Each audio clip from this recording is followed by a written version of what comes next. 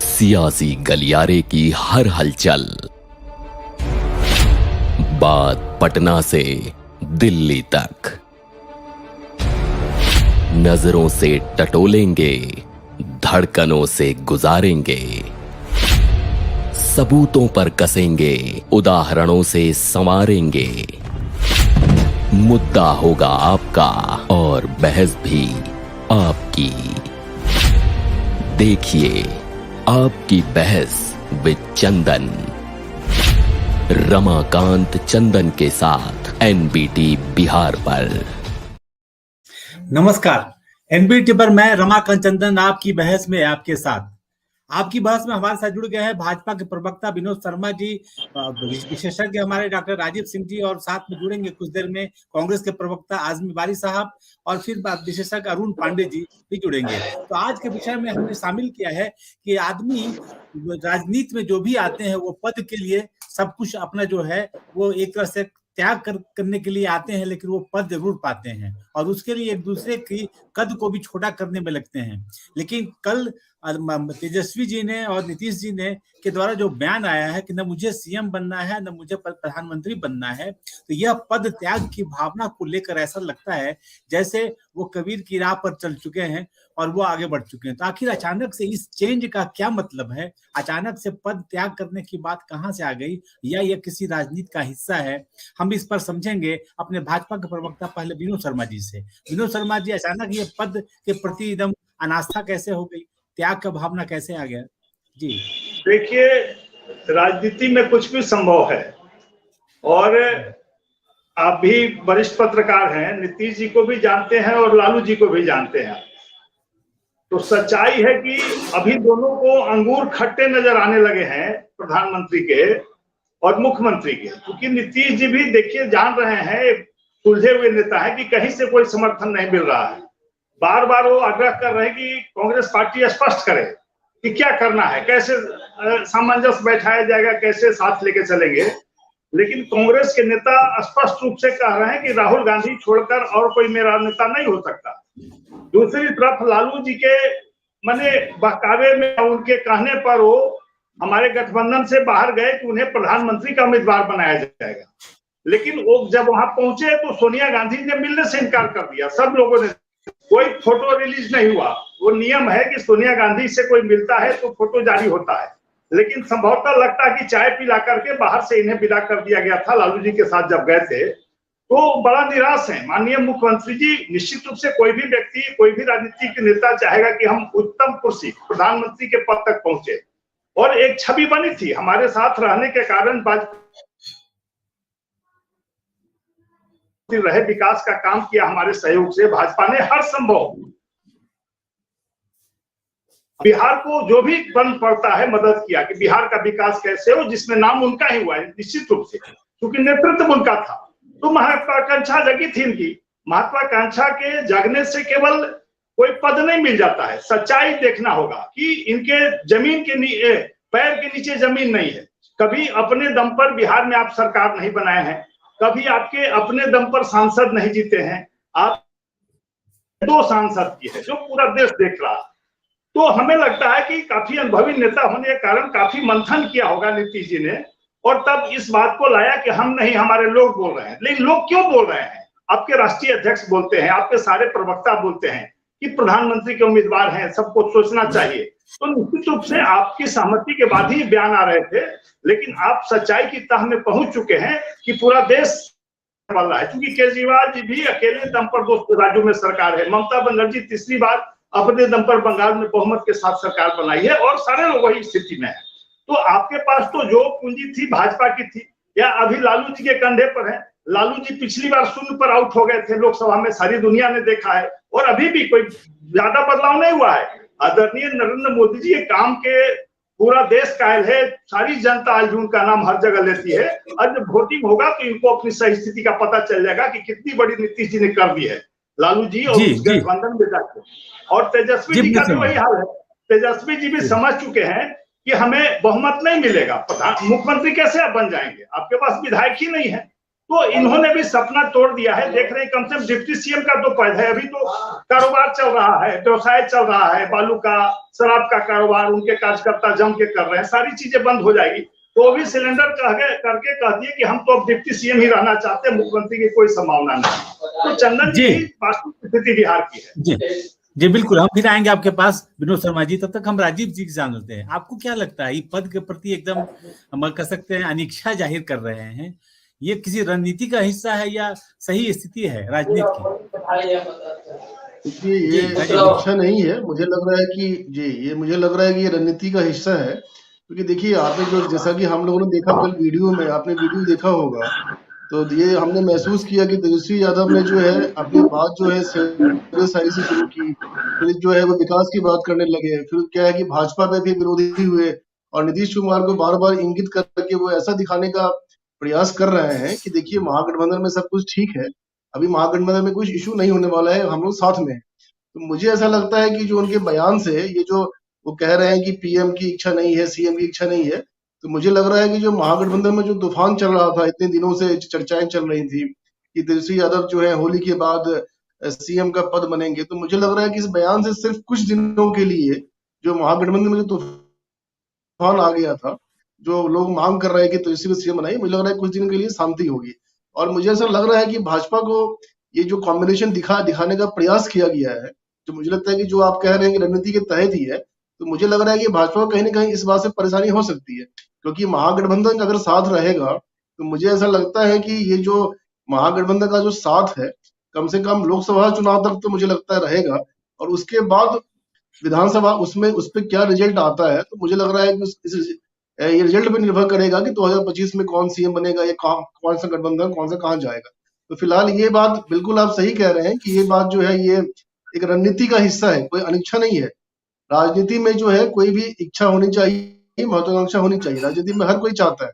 एक बार हमें आपको भी याद होगा कि सांसद में लालू यादव ने खुलेआम कहा था कि प्रधानमंत्री बनने की हमारी भी इच्छा है, सबको इच्छा है, सबको इच्छा होनी चाहिए। तो इच्छा तो सबको है, ऐसी कोई बात नहीं कि अनिच्छा है। बस ये है कि फिलहाल जो महागठबंधन में जो विवाद दिख रहा था, ऐसा लग रहा था कि दो दलों के नेताओं साथ में है, लेकिन जनता का मन, जो कार्यकर्ता है उनका मन नहीं मिला है। तो मुझे ऐसा लग रहा है कि इस बयान से जो है कुछ दिनों के लिए जो महागठबंधन में जो एक मैसेज जाएगा कि हमें फोकस होकर काम करना है, हम लोग साथ में, ऐसा मुझे लग रहा है। जी विनोद जी, कहीं ऐसा तो नहीं ये इस जो प्रकटीकरण हुआ है पद के प्रति, वो कहीं जैसे अन्य दल जो हैं, जैसे उड़ीसा में है नवीन पटनायक, जैसे केसी राव हैं, सब अपने अपने तरीके से इस फ्रंट को बनाना चाहते हैं, तो उन लोगों के पीछे एक बात आ रही थी कि प्रधानमंत्री बनना चाहते हैं नीतीश कुमार। तो ऐसा कह करके वो विपक्षी एकता को मजबूत करना चाहते हैं, या नरेंद्र मोदी के खिलाफ वो मजबूती से पूरे देश के अन्य पार्टियां, विपक्षी पार्टी को खड़ा करना चाहते हैं, यह भी मकसद है? जी बिल्कुल। देखिए जैसा कि मैं नीतीश कुमार ने कभी, ये हम प्रश्न किससे पूछ रहे हैं? हाँ विनोद जी से। जी हाँ विनोद जी बोलिए। जी चंदन जी देखिए, एक मजबूरी है, ये बयान देना इनकी मजबूरी बन गई है, कोई रणनीति का हमें नहीं लगता कि हिस्सा हो सकता है। वास्तविक स्थिति से दोनों वाकिफ हो चुके हैं, नेता जान रहे हैं। तेजस्वी जी जान चुके हैं कि अगर हम दबाव बनाएंगे, उनके प्रदेश अध्यक्ष जगता बाबू हो, पूर्वे जी हो, सारे लोग कह रहे थे मुख्यमंत्री कुर्सी छोड़िए, तेजस्वी यादव को दीजिए। लेकिन अभी जो परिस्थितियां बन गई है, जो हल्ला उड़ने लगा कि नीतीश कुमार भाजपा के साथ फिर भाग सकते हैं, तो एक मानसिक दबाव बन गया तेजस्वी यादव राजद पर, और उनको लग रहा है कि कहीं सही में अगर नीतीश कुमार हमारा साथ छोड़ दिए तो हमारे लिए मुश्किल होगी, सरकार से बाहर आ जाएंगे, इसका हिस्सा हमें लगता है। और तेजस्वी यादव ने सिलेंडर कर दिया पूरी तरह से नीतीश कुमार के सामने, और नीतीश कुमार भी यही चाहते थे, क्योंकि लालू जी ने बड़ा सब्ज बाग दिखाया था उनको कि आपको प्रधानमंत्री का उम्मीदवारी घोषणा करवा देंगे कांग्रेस से, उसमें सफल नहीं हुए। लालू जी का भी बयान सुनिए, बाद में उन्होंने क्या कहा कि सभी दलों को कांग्रेस के नेतृत्व में काम करना होगा, नहीं तो देश के साथ बने बड़ा अपमान होगा, देश के साथ इंसाफी नहीं होगी। तो उन्होंने भी बयान बदल दिया बाद में कांग्रेस का रूप देख करके।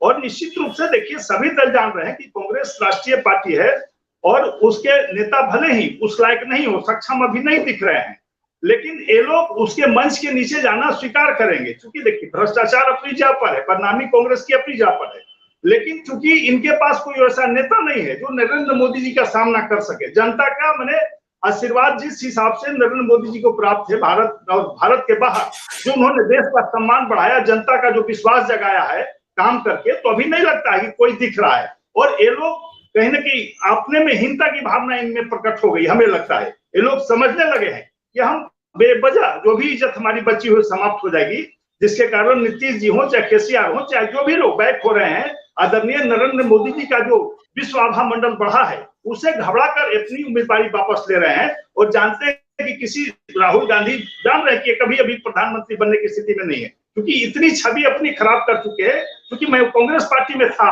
मैंने देखा है कि राहुल गांधी को उनके पार्टी के लोग भी कहते हैं कि इस लायक नहीं है, और पूरा देश उनको खारिज कर चुका है बार बार। और जो स्थिति बनी हुई, हास्य के पात्र बने हुए हैं देश में, और देश का अपमान विदेश में करवा रहे हैं। तो हमें नहीं लगता है कि कोई ऐसा उम्मीदवार अभी दिख रहा है, और हमें नहीं लगता है कि अंत तक इनमें कोई ऐसी एकता बनेगी कि एक लड़ाई भी दे पाए। और निश्चित रूप से 2/3 बहुमत से, प्रचंड बहुमत से फिर से नरेंद्र मोदी जी भारत में सरकार बनाएंगे, और फिर से हमारा एनडीए की सरकार होगी, और उसी रफ्तार से काम आगे बढ़ेगा देश का। जी विनोद जी, डॉक्टर राजीव सिंह जी, आपने देखा होगा कि नीतीश कुमार की सबसे बड़ी चिंता जो अभी है वो ये है प्रधानमंत्री नरेंद्र मोदी को देश की गद्दी से हटाना। वो नरेंद्र मोदी जी को सिर्फ इसलिए हटाना चाहते हैं क्योंकि वो चाहते हैं कि पूरे देश में सेकुलरिज्म आए, और उसके लिए जरूरी है कि सभी पार्टियां एक हो तभी जीत सकती है। और वो बार बार इस बात पर इम्फेसिस करते हैं कि कांग्रेस युक्त गठबंधन और एक गठबंधन ही प्रधानमंत्री नरेंद्र मोदी जी को परास्त कर सकता है, सत्ता से हटा सकता है। और उसके बीच सबसे बड़ा रोड़ा कौन थे? तो वो नीतीश कुमार जी थे।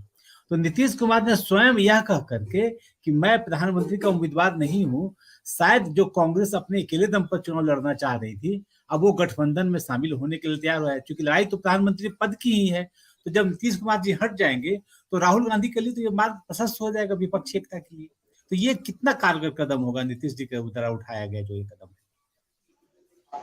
देखिए, मुझे तो नहीं लगता है कि कोई कारगर होगा, क्योंकि मैं आपके डिबेट में ही मैंने पहले भी कई बार कहा था कि मैं भी बिहार से हूँ, आप भी बिहार से हैं। अगर नीतीश कुमार प्रधानमंत्री बनते हैं तो मुझे प्रसन्नता होगी, जब बिहार का होने के नाते मुझे प्रसन्नता होगी।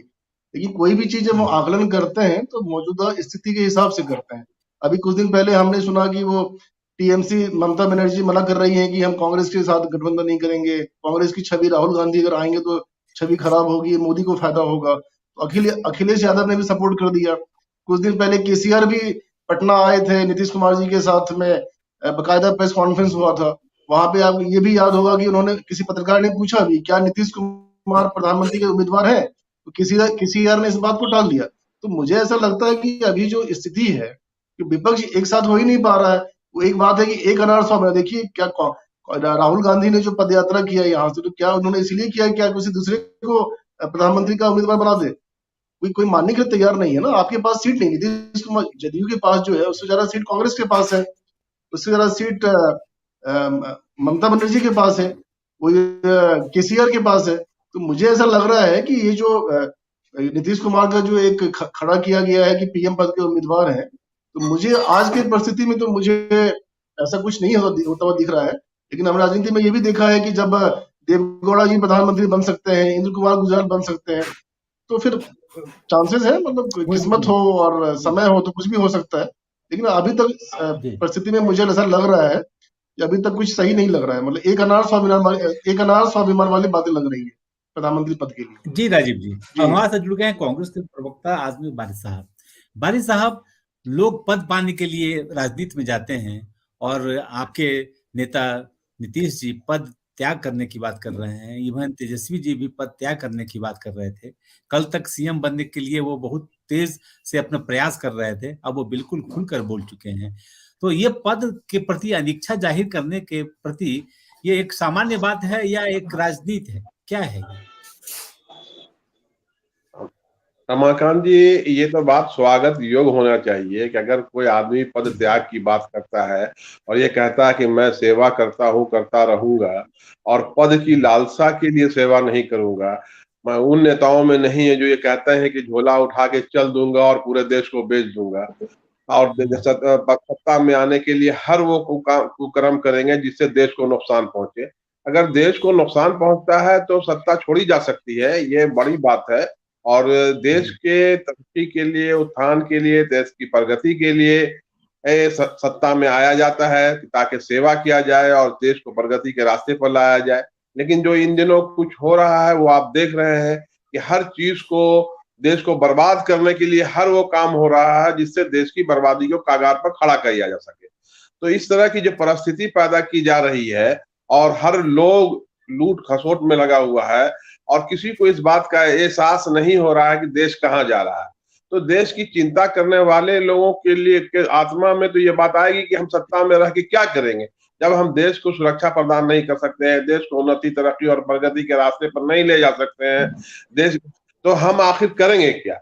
इसलिए ऐसे अच्छे लोग होते हैं जो पद त्याग की बात करते हैं और वो लोग तो जो लालची लोग होते हैं वो हमेशा पद के लिए लालसा में लगे रहते हैं और ऐसा हर वो काम करते हैं जो देश के लिए नुकसान पहुंचता है। अभी हमारे राजीव जी बता रहे थे कि एक अनार 100 बीमार। मुझे उनको याद दिलाना चाहता हूँ कि कुछ दिनों पहले जब कांग्रेस सत्ता में हुआ करती थी तो बहुत सारे विरोधी दल में उम्मीदवार हुआ करते थे और कहा यह जाता था कि कौन होगा प्रधानमंत्री का उम्मीदवार, ये तो फैसला ही नहीं हुआ है। तो कभी कौन होता था, कभी कौन होता था, कभी मोदी जी का कोई नाम भी नहीं सोचा था। लेकिन एक मोदी जी उभर के सामने आए, ये अलग बात है कि देश के दुर्भाग्य हो गया कि मोदी जी जैसा आदमी प्रधानमंत्री होगा, ये एक अलग इशू है। लेकिन मोदी जी आए और देश के प्रधानमंत्री बने। तो इसी तरह से कांग्रेस में की बात है तो अभी सब लोग विरोधी दल के नेता सब लोग एक साथ होंगे और सबसे बड़ी चिंता इस बात की नहीं है कि सत्ता में कौन आएगा कौन नहीं आएगा। देश से भारतीय जनता पार्टी को मुक्त कराना ही सबसे बड़ा मसला है ताकि देश को बचाया जा सके। तो देश को बचाने की चिंता जिन लोगों में रहेगी वो लोग पद की लालसा और पद के मोह को त्यागने के लिए तैयार रहेंगे। ये अगर है तो ये बड़ी बात है, ये स्वागत है। जी अजमी भाई साहब, विनोद जी आपसे मेरा सवाल है, आपने देखा होगा जिस तरह से मोदी जी ने राष्ट्रीय अस्मिता को सवाल बनाया, राष्ट्रीय सुरक्षा को सवाल बना करके अपने देश की राजनीति की है, कहीं न कहीं वो राष्ट्रीयता के प्रति अपने भावबोध को जनता के आकर्षण का केंद्र बनाया है। नीतीश जी ने भी कल एक ऐसा प्रयास किया है जिसमें भाषाई अस्मिता का वो इजहार करके राष्ट्रीय प्रेम की बात की है। और आप जानते ही होंगे कि समाजवादी नेता का हिंदी के प्रति ज्यादा योगदान रहा है और हिंदी के प्रति ज्यादा उनकी आश्वस्ति रही है बनिस्पत की अंग्रेजी के। तो कल ये भाषाई अस्मिता के द्वारा वो नीतीश कुमार जी प्रधानमंत्री नरेंद्र मोदी जी के बरक्स खड़े होकर के देश में एक प्लेटफॉर्म तो नहीं उपलब्ध करा रहे हैं ये हिंदी के बहाने। जी चंदन जी, जनता प्रधानमंत्री चुनती है और जनता मालिक है। जनता के आशीर्वाद से दोनों बार हमारे आदरणीय प्रधानमंत्री अपार बहुमत से, प्रचंड बहुमत से प्रधानमंत्री बने। लेकिन बड़ा दुर्भाग्य है कि अभी भी आंखें नहीं खुल रही है कांग्रेस जैसी पार्टी की। अभी भी कितने माने इनके बातों में कितना माने आत्महीनता नजर आता है। अपनी गलती को नहीं ढूंढ रहे हैं, मोदी जी में गलती ढूंढ रहे हैं जिन्हें जनता ने सर पर चढ़ा कर रखा है। मौका मिला तो भारत आज कितनी मजबूत स्थिति में खड़ा है, पूरा विश्व देख रहा है। आज देखिए कोई क्षेत्रवाद नहीं चलने वाला है, कोई भाषावाद नहीं चलने वाला है, ना कोई जातवाद चलने वाला है। नरेंद्र मोदी जी सबके लोकप्रिय हैं। विनोद जी, देश कहाँ जा रहा है इस पर बता दीजिए थोड़ा सा। भाई साहब एक मिनट सुन लीजिए, उसके बाद जवाब दीजिएगा। आज हम जवाब नहीं, हम सवाल कर रहे हैं, आप कुछ बोल रहे हैं। सुनिए ना, अभी तक जनता आपको बता चुकी है और आगे भी जो संभावना बनी हुई है, नरेंद्र मोदी देश कहाँ जा रहा है खाली इस पर बता दीजिएगा। पूरे विश्व में गाड़ दिया, आंखें नहीं खुल रही है ना। रसिया और अमेरिका विदेशी पॉलिसी देखिए, आज तक ऐसा नहीं हुआ कि रसिया भी दोस्त मान रहा है, अमेरिका भी मान रहा है, यूक्रेन भी मान रहा है। ऐसा कभी इतिहास में नहीं हुआ है। युद्ध रुकवा दिया। नरेंद्र मोदी जी में वो आभा मंडल है, वो शक्ति है, वो गुण प्राप्त है। चाइना घुस गया, इस पर भी बोल दीजिएगा। देश के बच्चों को बाहर लाया, कोई देश नहीं कर सका ऐसा। युद्ध रुकवा दिया, उसके बाद आंख नहीं खुल रही है कि नरेंद्र मोदी का महत्व विश्व में कितना बड़ा है। आज सारे राष्ट्र नमन कर रहे हैं। इंग्लैंड के, ऑस्ट्रेलिया के प्रधानमंत्री गुणगान कर रहे हैं कि ऐसा प्रधानमंत्री आज डिफेंस मिनिस्टर का बयान पढ़ा है ना, प्रसिद्ध है, अपना नेता बदलिए। आज डिफेंस मिनिस्टर का बयान पढ़ा है ना। आज नहीं, युद्ध के पहले ही भाग जाएगा आपका नेता, युद्ध में नहीं टिकेगा। डिफेंस मिनिस्टर का बयान भेज दे आपको। इतना हास्यास्पद कमजोर है जिसके बदौलत आप लड़ाई में अरे मोदी जी को विनोद जी प्राप्त नेता से करना चाहते हैं। हवा में उड़ जाइएगा, फिर लिख लीजिए 50 की सीमा पार कर रही है, फिर बहुत है। ये देखिए, हम तो हवा में उड़ेंगे, आप कहाँ रहिएगा। महान है, वो जानती है कि उसका हित किसमें है। आप बयानबाजी करने के लिए आप स्वतंत्र हैं, गालियां दीजिए नरेंद्र मोदी जी को, तो खुद कहते हैं कि हमको गालियां दो। आप लोग गाली दे रहे हैं, जनता आपको गाली नहीं दे रहे हैं, हम लोग सर आंखों पर रखे हुए हैं उनको। भ्रम मत पालिए, अब वो जात पात का दौर खत्म हो गया है, वो धर्म का दौर, धर्म की। अच्छा, आज रक्षा मंत्री का बयान पढ़ा है ने, आपको भेज दें। अरे भाई, जनता का बयान पढ़िए ना, कहाँ सो रहे हैं, जनता का बयान। रक्षा मंत्री का बयान ना पढ़े, रक्षा मंत्री का बयान नहीं पढ़े कि चाइना घुस गया है, चाइना घुस गया स्वीकार किए हैं, देखा है। चाइना में गलवान में कितने जापानी चाइना के सैनिकों को हमने मार गिराया, वो नहीं नजर आता। राहुल गांधी कहते हैं हम तो हाँ कह रहे हैं, हमारे नेता नहीं कह रहे। आपके नेता राजनाथ सिंह का बयान पढ़ लीजिए। अरे भाई, देश की जनता पूछ रही राहुल गांधी से कि आपने राजनाथ सिंह का बयान पढ़िए ना, राहुल गांधी की चिंता में क्यों करते हैं। और विदेशी भाषा का उपयोग कर रहे हैं भारत के लिए, वो नहीं चलेगा इस देश में। अच्छा, पप्पू समाप्त होगी जनता के आशीर्वाद से, भ्रम मत पालिए। जनता का जो नेचर चाहिए था वो मिल चुका है। आपकी समाप्ति का दिन आ गया है। अरे भाई, सपना देखना कोई बुरी बात नहीं है, दिन में ही आप सपने देख रहे हैं तो और अच्छी बात है। अपना नेता दिखाइए भी मत, आप अपने बहुत सपना देशवासियों को बहुत सपना दिखा दिया आप। मंथन मैं कह रहा हूँ ना, नहीं तो यही बहुत देते रहिएगा, नरेंद्र मोदी और भाजपा को देते रहिएगा, कोई अंतर नहीं पड़ेगा।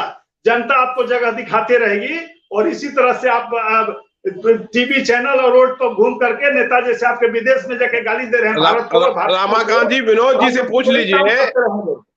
इसलिए देखिए, रमाकांत जी, हम चाहते एक ठीक है, राष्ट्र का उत्थान किया है, राष्ट्र का गुणगान हो रहा है पूरे विश्व में, उसके बाद आंखें नहीं खुल रही है, इससे बड़ी शर्म की बात नहीं हो सकती है। विनोद जी, फिर आपके पास आएंगे, हम राजीव जी के पास जाना चाहते हैं। राजीव जी, नीतीश जी ने अपने का इच्छा प्रकट करके एक रास्ता तो क्लियर कर दिया है राहुल गांधी के सामने कि मैं कोई पीएम का उम्मीदवार नहीं हूं। इससे तो कांग्रेस की तरफ एक मजबूती आई होगी क्या इनकी इस घोषणा से, या विपक्षी एकता को मजबूत रंग दिया होगा? जी जी नहीं, उन्होंने देखिए नीतीश कुमार ने बिल्कुल सही किया। उन्होंने जो है स्पष्ट बता दिया कि मैं उम्मीदवार नहीं हूँ। कांग्रेस जो है आज के समय में मुख्य विपक्षी दल है और इतनी पुरानी पार्टी है, इतना बड़ा अनुभव है, तो अगर मोदी से अगर हटाना चाहते हैं तो भैया सबसे बड़ी जिम्मेदारी कांग्रेस की है, क्योंकि कांग्रेस सबसे बड़ी पार्टी है, इतनी अनुभवी पार्टी है। तो कांग्रेस को ये होना चाहिए कि वो स्टेप ले, सारे विपक्षी दलों को एक साथ लाए, सबकी सहमति बनाए, लेकिन ऐसा होता हुआ दिख नहीं रहा है। आप देखिए, आप जो विपक्षी दल है, ममता बनर्जी 30 से ज्यादा सीट है उनके पास, केसीआर के पास 15 से ज्यादा सीट है। तो ऐसा जब तक विपक्ष एक साथ नहीं आएगा तो ये बिल्कुल होता है कि जो सबसे बड़ी पार्टी है उसकी जिम्मेदारी होती है। तो नीतीश कुमार ने बिल्कुल स्पष्ट कहा कि मैं पीएम का उम्मीदवार नहीं हूं और ये कांग्रेस की जिम्मेदारी है कि वो सब विपक्षी दल को जमा करें। लेकिन ये सवाल उठता है कि आखिर कैसे।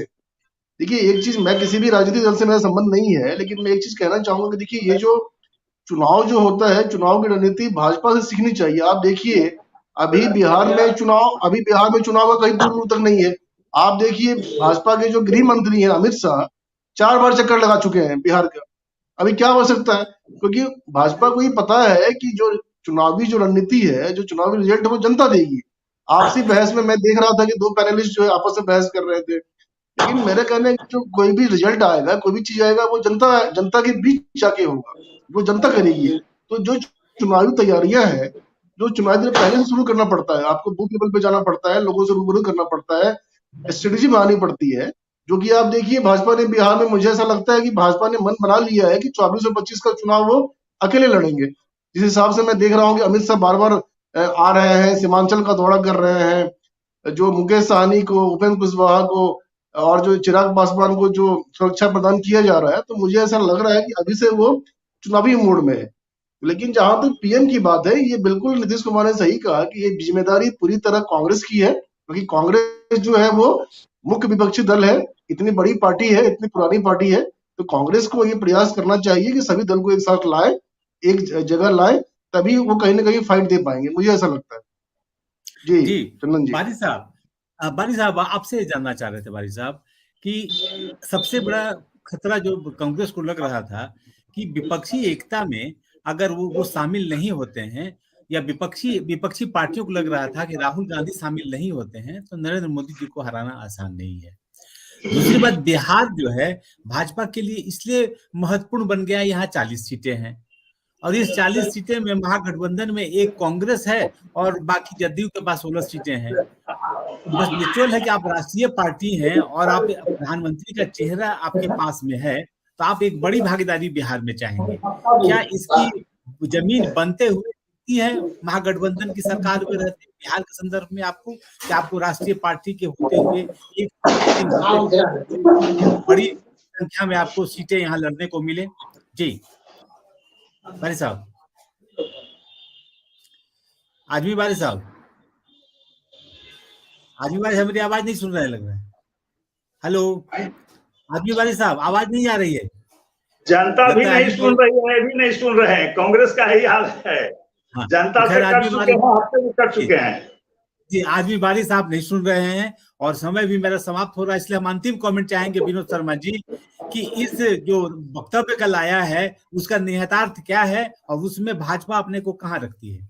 जी देखिए, मैंने कहा ना कि ये वक्तव्य निराशा का एक झलक है। ये लोग निराश और हताश हैं, दोनों आदमी बस अपने कुर्सी बनाए रखना चाहते हैं। माननीय मुख्यमंत्री जी या तेजस्वी यादव भी डिप्टी सीएम बने रहना चाहते हैं, किसी का हित नहीं चाहते हैं, न देश का चाहते हैं, न राज्य का चाहते हैं, कुर्सी का हित का चाहते हैं। इसलिए अपने कुर्सी के पक्ष में बयान दिए हैं। वो जानते हैं कि देश की जनता इनको स्वीकार नहीं करेगी, न गठबंधन के उनके साथी स्वीकार करेंगे। सभी में दलों में उम्मीदवार हैं, प्रधानमंत्री के दर्जनों उम्मीदवार है और निश्चित रूप से नरेंद्र मोदी जी का कोई देश में मुकाबला नहीं है, क्योंकि जनता को पूरी आस्था और विश्वास है इस प्रधानमंत्री पर। और फिर से जो चुनाव होगा, अपार प्रचंड बहुमत से हम जीतेंगे चुनाव जनता के आशीर्वाद से, और फिर से भारत उसी मजबूती से पूरे विश्व में अपना नाम फैलाएगा। जी राजीव जी, आपका अंतिम कमेंट कि इनके स्टेटमेंट के बाद विपक्ष की राजनीति में क्या परिवर्तन आएगा या क्या परिवर्तन आप महसूस करते हैं और वो कितना चुनौतीपूर्ण होगा भाजपा के लिए? जी देखिए, भाजपा के लिए चुनौतीपूर्ण तो अभी है, क्योंकि जिस हिसाब से तेजस्वी यादव ने जो बयान दिया है विधानसभा में और ऐसा बॉन्डिंग दिखाया है, उन्होंने अपनी बात शेर शायरी से की और ये दिखाया कि हम नीतीश जी के साथ हैं, तो ऐसा लग रहा है कि फिलहाल जो आरोप लगा रहे हैं महागठबंधन वाले की भाजपा वाले तोड़ना चाह रहे हैं, तो फिलहाल तो मुझे ऐसा लग रहा है कि बॉन्डिंग इनका स्ट्रांग है और कहीं ना कहीं ये साथ में जाएंगे, साथ में लोकसभा चुनाव लड़ेंगे। तो मुझे ऐसा लग रहा है कि लोकसभा चुनाव तक तो ये लोग साथ में है और महागठबंधन को खतरा नहीं है। हाँ, महागठबंधन का जो रिजल्ट है उसके बाद ये हो सकता है कि कुछ परिवर्तन हो, लेकिन फिलहाल मुझे ऐसा लग रहा है कि ये मैसेज दिया गया है कि नीतीश कुमार तेजस्वी यादव साथ में है और कार्यकर्ता भी जो है वो साथ में आए और मिलकर चुनाव लड़े, ऐसा मुझे लग रहा है। जी बिल्कुल, फिलहाल तो जाहिर है जी जाहिर है कि नीतीश कुमार जी ने एक बड़ा दिल दिखाया है और खासकर विपक्षी एकता को लेकर के पद त्यागने की बात कर रहे हैं।